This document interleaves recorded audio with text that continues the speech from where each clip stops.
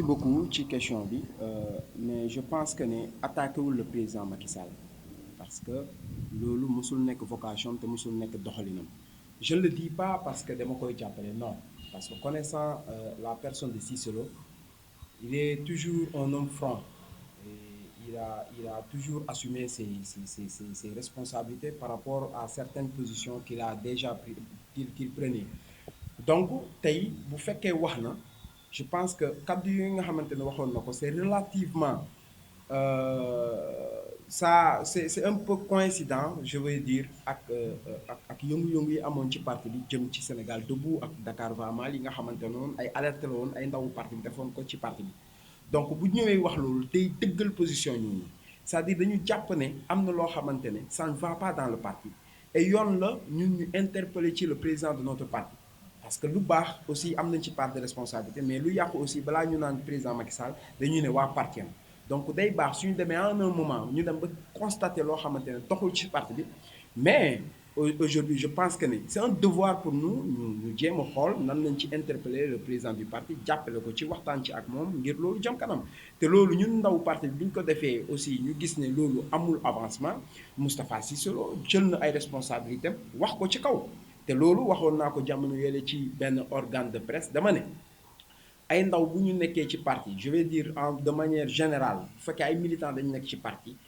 ak gis loo xamante ne day yàq parti bi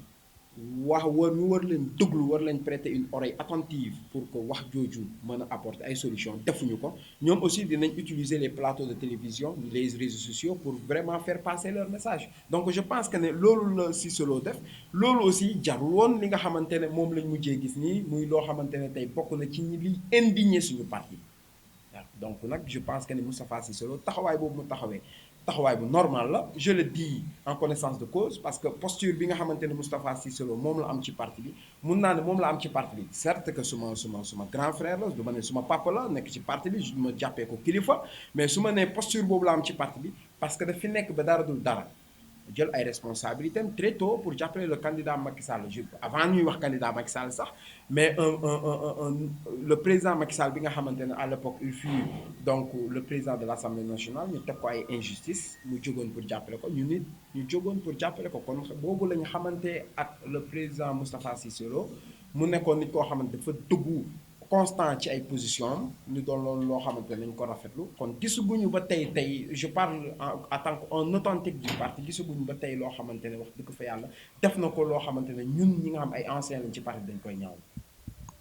d'accord yéen en tant que jeune du parti est-ce que mën nga ñu expliquer yéen yan gàllankoor ak yan jafe-jafe comme ni nga expliquer ne am na yoo xamante ne buy gàllankoor parti bi da ngeen ko war a signaler est-ce que mën nga ñu expliquer yan problème ngeen am au sein du parti. waaw Moustapha Cissé Lo le président Moustapha Cissé Lo wax na ko bokk na ci ay nit ñoo xamante ne dañoo sonn ci parti bi sonn ci président Macky Sall te ba léegi mënaguñ ci gis seen bopp loolu la wax te loolu dafa di dëgg xam nga aussi je pense que moment yi ñu toll tey jàppale le président de la République Macky Sall mooy wax ko la réalité wax ko signaler ko là où le bas blesse pour mu apporter si ay solutions loolu mooy dëgg te loolu la Moustapha Cissé Lo wax et les propos de Moustapha Cissé Lo dérangent on le sait parce que nos propos en tant que APR Dakar va mal bi nga xamante ne ñoo ko initié woon jubluwuñ ci mu doon courant mais dañ si jubluwoon pour arrêter ça dérangé qui est-ce que ça dérangé les militants de la 25e heure wax yooyu da leen di déranger oui parce que lu tax tey bu ñu nee am na njabootu Macky Sall bu président Macky Sall boo xamante ne depuis le début ñu ngi fi di xeex defoon face au régime du président Abdoulaye Wade pour jàppale le président Macky Sall mu dem ba yàlla def mu accéder au pouvoir pendant 7 ans ñoo ñu toog di muñ di xaar ànd ak seen ngor waxuñu dara pour jàpp sax ne ñu cëral leen wala leen ay sénégalais ngeen balaa sax ñuy wax ay waxu ay militants de parti lañ mais gisuñu cër boobu. donc mu dekk loo xamante ne aussi ñun dañ ko naxarlu mu doon loo xamante ne cri de cœur la dañ ko méttitlu ñu jël suñuy responsabilité ak étant jeune ñu wax ci étant jeune parallèlement aussi étant des anciens du parti bi ñu waxee aussi xamoon nañ ne fii lay mujjee des gens comme Moustapha Cissé Lo yoo xamante ne seen yàgg ci parti bi seen qualité de père fondateur du parti kenn mënu leen ko teggil ñoom aussi boo xoolee c'est la même chose c'est le même cri donc loolu mooy dëgg. Donc nag ça dérange ñi muy déranger mooy ñi nga xamante ne quand ils ont voulu entrer en scène, donc il a fallu ñu saaga Macky Sall, il a fallu ñu yekk Macky Sall, le président Macky Sall lu mel ni xeme, il a fallu ñu dénigrer sa gouvernance. te su ma waxee loolu xel yëpp xam ne yaa xam lay waxal. yaa xam moo fi théoriser donc la dynastie Faysal. te avant muy théoriser la dynastie Faysal wax naa ko dama ne wax jooju la théorie de la dynastie Faysal dafa ñëw pour immortaliser les faits, les actes qu'il posait. mais lu jiitu loolu dafa taxaw mu ne le président Macky Sall ku munul jiite ku munul gérer un poulailler munul gérer réew. yaa xam moo ko fi wax. ñun quand on était à l'opposition xamuñu woon yaa xam loolu mooy dëgg. xam nga Sénégal nag boo waxee dëgg rek mais loolu mooy dëgg xamuñu ko woon. certes il a été comme ni mu ko waxee, il a été un ami du président Macky Sall, loolu mënuñ ko bañal. Être un ami du président Macky Sall ne veut pas dire que forcément tu as une certaine légitimité dans le parti. Soyons logiques. Être un parent du président Macky Sall ne veut pas dire forcément que tu as une certaine légitimité ou crédibilité dans le parti. Non, loolu leneen la. dañu ànd ak moom jël suñu ay responsabilité xeex luñ ci goobee gar ko, parce que boobu aussi yàlla rek moo xam liy xew ci suba. te kon ba ñuy ànd ak moom xamuñu woon liy xew suba, dañoo amoon yaakaar. te yaakaar boobu ñu amoon, même le président Macky Sall amoon ko, dañ ko gëmoon ci yaakaar boobu ba suñu parti dañ ko tuddee APR yaakaar. loolu mooy dëgg, ci yaakaar lañ doon dem. donc tolloon nañ moment yoo xamante ne je le dis pas parce que je cherche à vraiment laver la peau de Cissé Lo. Non, parce que Cissé Lo deful Moustapha Cissé Lo, président Moustapha Cissé Lo tey deful loo xamante ne dañuy setal deram. li am mooy tolloon nañ jamono joo xamante ne le président Macky Sall étant une victime du régime de Wade, ñaar la doon waatee, ñaar la yaakaaroon ci jamono jooju, muy l'honorable député Moustapha Cissé Lo et l'honorable député Mbaye Ndiaye. loolu mooy dëgg. parce que bu dul woon taxawaayu ñaar ñooñu ci gore, am fulla am fayda am fit ñeme lu ñuy def, kon le régime de Wade dina am dëgg ci kaw Macky Sall. Sénégalais ignoré ko, def croix ci moom ba tey duñ ko xam. mais ñooñu ñoo jóg ne ñett les décisions qu'a voulu prendre le président Wade à l'époque ne ko loolu du fi am parce que kii deful dara. te ñooñu seen position bokkoon na ci lii décrédibiliser la communication du régime de Wade, muy Moustapha Cissé Lo et Mbaye Ndiaye, ba Sénégalais prêtent attention les propos, la communication du président Macky Sall qui était une victime de ce régime. kon ñooñu seen taxawaay démb la woon. kon seen taxawaay dama jàpp ne c'est monumental. taxawaay bu nan laa ko mën a expliquer bu am solo la boo xamante ne tey képp kuy ndaw dañ ci war a roy, parce que genre acte yooyu noonu dañ ko dul faral sax di gis ci suñu réew. donc vraiment ñooñu dafa nekk ñoo xamante ne ñun tey yaakaar naa ne bu fekkente ne gore nañ suñu posture tey mooy ñuy fàttali Sénégalais yi, ñuy fàttali suñuy camarades de l'Alliance pour la République, des gens comme Moustapha Cissé Lo, c'est des icônes du parti. c'est des gens yoo xamante ne l'histoire du parti les retiendra. kon ñooñu mënuñ leen weccee ak ñi nga xamante ne ils sont venus à la dernière heure, te pour ñu dugg il a fallu ñu insulter suñu parti, insulter le président Macky Sall, insulter sa gestion. waaw yaa xam c'est un camarade du parti, qu'on le veuille ou pas, loolu mooy dëgg. quel que soit ses agissements, son comportement, on l'assume. loolu mooy dëgg. maag moom ñoo bokk benn commune, certes que ànduñu bokkuñu position, te li waral bokku maag moom position mooy waral mook Cissé Lo ak d'autres camarades du parti dañu bokk ak moom position, parce que taxawaayam rafetul. j'ai suivi hier un débat qu'il a été l'invité. bi ma déggee journaliste posé ko question, dama sax rus, parce que daf ko ne yow attaqué nga fii le président Macky Sall, attaqué nga le régime de Macky Sall, amul benn sa camarade de l'APR bu la attaqué.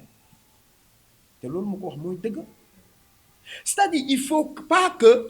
acte bu ñu posé rek ñu jëm ko diaboliser. loolu baaxul ci luy ci parti politique, baaxul ci liy jëmale parti bi kanam, baaxul ci liy dimbali le président du parti. parce que tey quoi qu'on puisse dire, képp kuy militer dans l'Alliance pour la République nekk ci responsable yàgg ci daj lu nekk pour le président Macky Sall, mais doo ko diggal lu bon.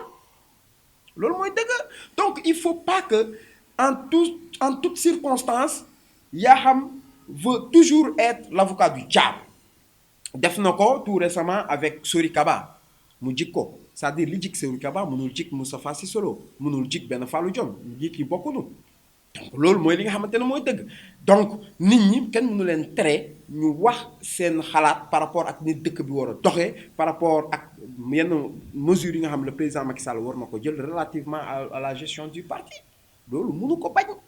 loolu mooy li nga xamante ne mooy dëgg bi mu toogee fii di théoriser sa dynastie kenn waxu ko dara dañ ko seetaan boole nañ ko fi débat en 2014 ak le ministre Mame Mbaye Niang mais mu yekkal suñu régime Macky Sall lu mel ni xamee les archives sont là mënuñ ko fàtte boole nañ ko fi ak Abdoulaye Diouf Sarr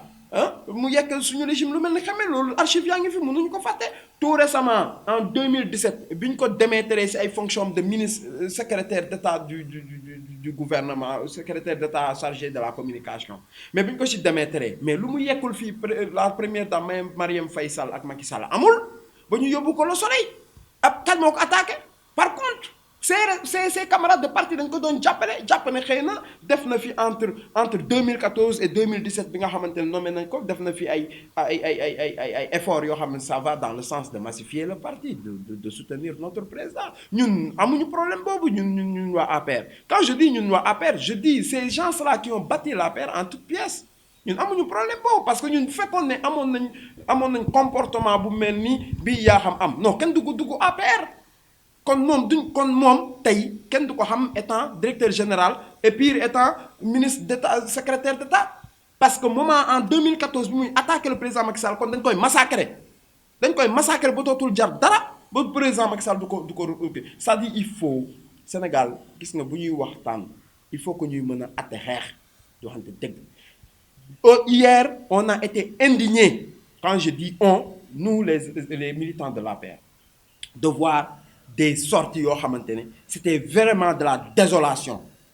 parce que on peut comprendre la sortie de Cissé Lo parce qu'il a été attaqué par une personne il avait le droit de réponse donc il devait répondre à ces accusations faites par donc Yakham Mbaye loolu mooy li nga xamante ne mooy dëgg ñëw na on a vu hier un Cissé Lo calme serein posé et civilisé répondre à toutes ces accusations sans pour autant mu blesser nit sans pour autant mu saaga nit sans pour autant mu diffamer wax te bi muy wax ñun ñi nga xamante ne yàgg nañ ci parti bi xam nañ ne li mu wax dëgg fa yàlla loolu mooy li nga xamante ne mooy dëgg mais donc lan la ñuy gis du cinéma du théâtre la ñu gis parce que bu ñu gisee le même jour bi nga xamante ne Moustapha Cissé Lo dafa nekk un camarade de l'Alliance pour la République un militant de l'Alliance pour la République un fidèle combattant du président Macky Sall war a génn le même jour ñu gis du théâtre bi mooy lan un Farba Ngom qui sort pour contrer son camarade de parti un Yakham Mbaye qui sort pour dire aussi pour nous faire consommer de ces balivernes donc c'est de la désolation ndaw ñi dem li ma waxoon keroog ñu ngi gën a réer ñun du lii mooy vraiment mooy defar suñu avenir ndaw bu soxla xam-xam warul du kilifa yi la ñu soxla wax dëgg fa yàlla donc hier gis nañ Moustapha Cissé Lo def sortiem attaqué wu kenn wax lépp teg ko ci yoon assumer ne li ma jot muy benn quantité de 2300 tonnes laa jot loolu moo nekk ci papier yi te bañu ma ñu woo ma fu nekk loolu mooy dëgg donc chiffres yi nga xamante ne moom la Yakham wax nañu expliquer et beneen bi dama ne Moustapha Cissé Lo c'est un député qui a été élu qui a été vraiment il a eu bénéficié de la confiance des Sénégalais moo tax ñu yóbbu ko à l'Assemblée nationale bokk na ci ay fonctions ministre de la République bu ñëwee à l'Assemblée nationale mu poser ko ay questions relativement aux fonctions du ministre donc le ministre de l'agriculture bi ñëw Moustapha Cissé Lo rappelé que ay dysfonctionnements dans son département warul mën a tax bu fekkente ne ñu ngi ci dans un état de droit warul mën a tax un gars comme Yakham Mbaye nekk à la direction générale Le Soleil bokkul sax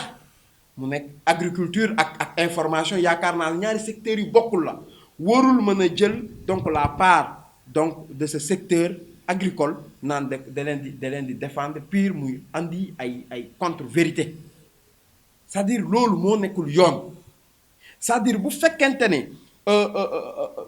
waa ministère de l'agriculture gis nañ ne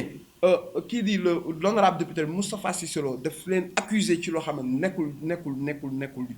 dëgg du yoon le ministère am na ay techniciens yoo xamante ne loolu seen compétence la c'est des gens qui sont aguerris en la matière nañ génn nañ ko tontu parce qu'on est dans un état de droit c'est pas un Yakham qui va convertir ce débat en débat politique pour essayer d'attaquer malencontreusement le camarade Cissé Lo dañ ko ñaawlu ba fi ñaawlu yem donc nag débat bi c'est politique comme def na ko un débat politique na ko teg ci yoon parce que sénégalais yi lay waxal sénégalais yi du ñu ay dof kuy yeewu sénégalais yi ñoo la gën a yeewu ñoo gën a dàq garder seen mutisme nag mais quand il s'agit de prendre des positions ou de prendre une décision sénégalais xam nañ fi ñuy teg seen tànk donc nag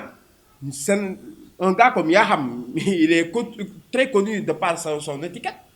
ku ne tey boo waxee banditisme xam xel am fu mu dem ci moom donc c'est pas un exemple ni une référence donc tey bu xëyee wax lu ko neex ci Moustapha Cissé Lo ñun ñi nga xamante ne ay camarades de longue date de Moustapha Cissé Lo dañ koy ñaawlu parce que loolu mu wax lépp du dëgg amul du dëgg du yoon te li man damay rafetlu di saluer la position de Moustapha Cissé Lo qui hier à l'Assemblée nationale a dit que bu dul woon le président Macky Sall dama koy yóbbu ci yoon parce que xam na ne ay kàcc rek la Yakham Mbaye wax donc waxul dëgg c'est-à-dire il faut qu'il arrête c'est-à-dire am nañ lu ñu métti mais li ñu métti encore une fois c'est-à-dire c'est Yakham Mbaye qui est encore à la source de tout ça moo fi créé coow bi fi am fi yëpp c'est-à-dire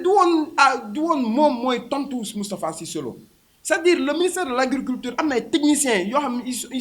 ils sont très compétents en la matière nañ gën a tontu ko nañ gën a wax du droit bu fekkee dañ ko war a topp ñu topp ko. beneen bi Yakham xam nga wax na fi ay waxu man je n'ai jamais bénéficié d'avantages mais Yakham il ne fait pas attention dans ses propos parce que il ne se rend pas compte que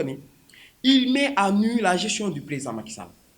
C'est-à-dire en voulant diaboliser un gars comme Moustapha Cissé Lo on risque de diaboliser de mettre à nu la gestion du président Macky Sall parce que boo demee bay ne man sax musuma bénéficier wu benn avantage boobu ba léegi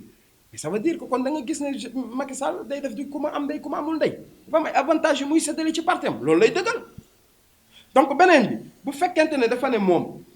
musul bénéficier wu benn marché ci état bi loolu la wax. ne sauf la première fois c'était en 2014 xam nga wax yi dafa contradictoire musuma ba pare ne sauf donc leneen mun nañ ci dolli leneen loo xamante ne bénéficier na ko kon li am mooy tey bénéficier wu na ci marché bi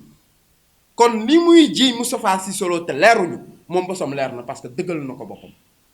bu ñuy jiiñ Moustapha Cissé Lo comme moom day jiiñ Moustapha Cissé Lo ne dafa bénéficier wu ay semences ay intrants yoo xamante ne c'est au bénéfice donc de ses fils de ses propres enfants moom loolu wóoruñu accusation la lu mu def mais li ñu wóoru moom mooy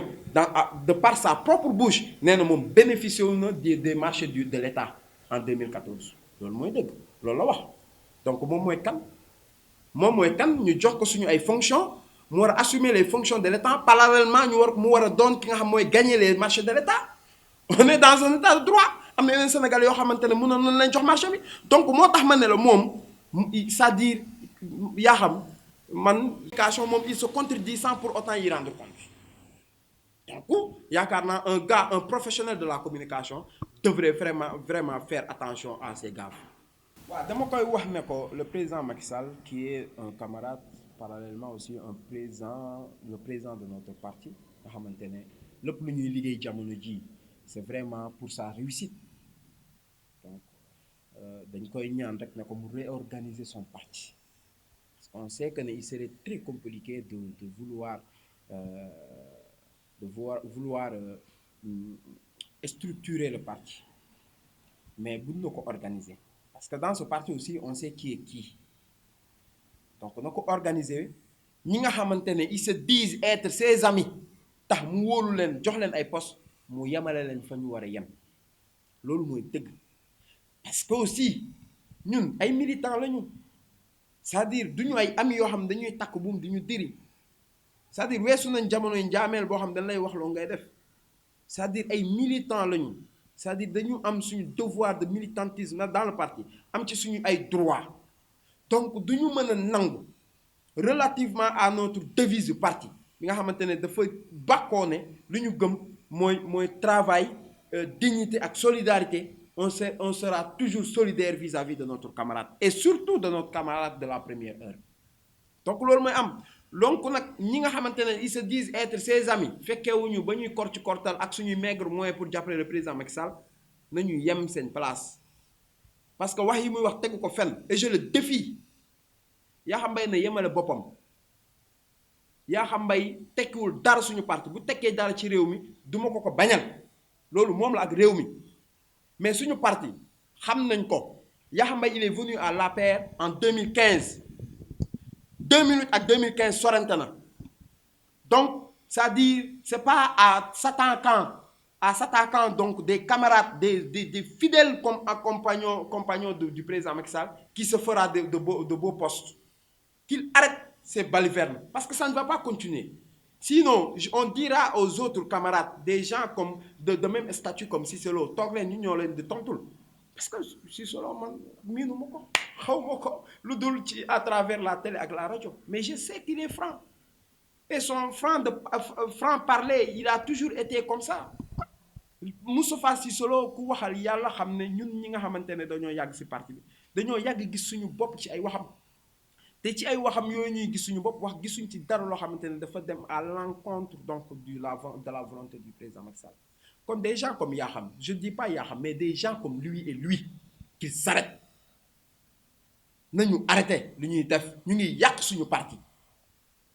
depuis que mu commencé ces balivernes mu ngi yàq parti bi Sénégal nag dañoo bëgg assister xeex mais duñu nangu sax xeex di am président na jël ay matuwaayam des gens comme Yakham dootuñu nangu muy Cissé Lo muy keneen ci parti bi dootuñu nangu lu xew mu attaquer un camarade comme il le veut dootuñu ko nangu parce que yàgg na fi attaquer président Macky Sall benn camarade du parti attaqué wu ko keneen yàgg na fi attaquer président Macky Sall ci loo xam dafa jëm seen intérêt personnel ces gens wax yi nga xamante ne Moustapha Cissé Lo wax na ko damay jël en témoin le peuple sénégalais amul dara loo xamante ne gis nañ ne chantage la ku ne ay njabootu Macky Sall dañoo sonn président Macky Sall war na leen jàppale loolu gisuma ci lu ci chantage amul loolu mooy dëgg dama man Moustapha Cissé Lo en tant que le président du parlement de la CEDEAO mais warul mën a toog lu yàgg te président de la République du Sénégal gisantewul ak moom même bu dul des questions qui relèvent donc du domaine national mais qui soit du domaine de la sous-région ñu toog ak moom échanger ci ak moom loolu mooy dëgg bu dul dara aussi c'est un responsable dans le parti l'alliance pour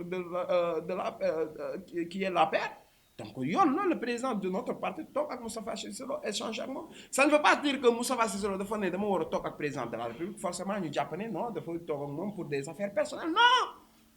li mu war a toog ak moom pour wax ak moom dafa bëri des questions qui soulèvent du domaine national de la sous-région et du domaine politique qui est le parti qu'on partage tous donc loolu mooy li nga xamante ne mooy dëgg il faut qu'on arrête de s'entre-diaboliser entre nous loolu baaxul Sénégalais ñu ñuy jéppi chaque jour ñu ñuy gën di jéppi yaa xam nag Sénégalais dañ ko jéppi ba pare dëgg fa yàlla donc il faut pas que mu ñuy jéppiloo il faut def de sorte que Sénégalais di ñu jéppi comme ni ñu ko jéppee il faut qu'il arrête dem dans l'émission qu'il a enregistré ci benn télé à la place moom dem na ba sentir moom yaa xam ne moom ëpp na quoi c'est-à-dire dem na ba sentir ne sikkam ëpp na dem na ba sentir ne li ma def waruma ko def donc qu'il arrête mu ngi yàq suñu étiquette parti comme ni mu yàqee étiquette am duñ ko nangu donc c'est vraiment c'est ce que j'avais à dire et di vraiment féliciter aussi le président de notre parti ci taxawaayam bi nga xamante ne am na ko mais ci réew mi dëgg fa yàlla ndax bu ñuy wax ci gestion wu réew mi président Macky Sall sans faute mu ngi def loo xamante ne Sénégal yëpp wax dëgg fa yàlla gis nañ seen bopp Sénégal boo interpellé à la rue da lay ne le président Macky Sall mu ngi liggéey sauf que en politique foofu la lay indil 3 points de suspension la question de pose sur la gestion politique et donc loolu war nañ ko mën a régler ku mën a régler réew ak complication ak ay jafe-jafeem parti politique bi nga yor warul la jafe pour nga régler ko donc il suffit de l'organiser di par la même occasion di féliciter di remercier aussi la première dame bi nga xamante ne mu ngi def lu am solo ci réew mi te mënoon na ko ci bañ a fekk di jàppale ñi nga xam ne ay néew doole mais di jàppale ñi nga xamante ne way tawat yi nekk ci hôpital yi vraiment mu ciy def lu am solo day jékki-jékki dugg ci hôpital fekk foo ñoo xamante ne am nañ jafe-jafe pour faj seen mbokk wala jëndal ko ay ordonnance mu ñëw dimbali leen vraiment léegi dem Tunisie faju si sax doon na loo xamante ne bu njëkkaan Sénégal borom alal yi rek lañ daan gis ñu koy def mais léegi da ngay gis ne même néew di doole yi sax ñi nga xamante ne seen cas critique na ba foog ñu yóbbu leen ñu faju ji da leen di yóbbu Tunisie ak Maroc pour ñu faju ji donc loolu ñu ko ciy remercier parce que bu ko neexoon mu bañ ko ci fekk donc loolu la amoon li nga xamante ne amoon naa pour partager ko ak Sénégal yi lépp loo xamante ne aussi ay dëng-dëng la nit laa rek dama jubluwuma ci lu dul rafetal jubluwuma ci lu dul loo xamante ne jiy jëmale mbir mi kanam lépp lu ciy rafet la yàlla la suñu borom bi nga xamante ne vraiment luy rafet rek moo koy def si jaamu.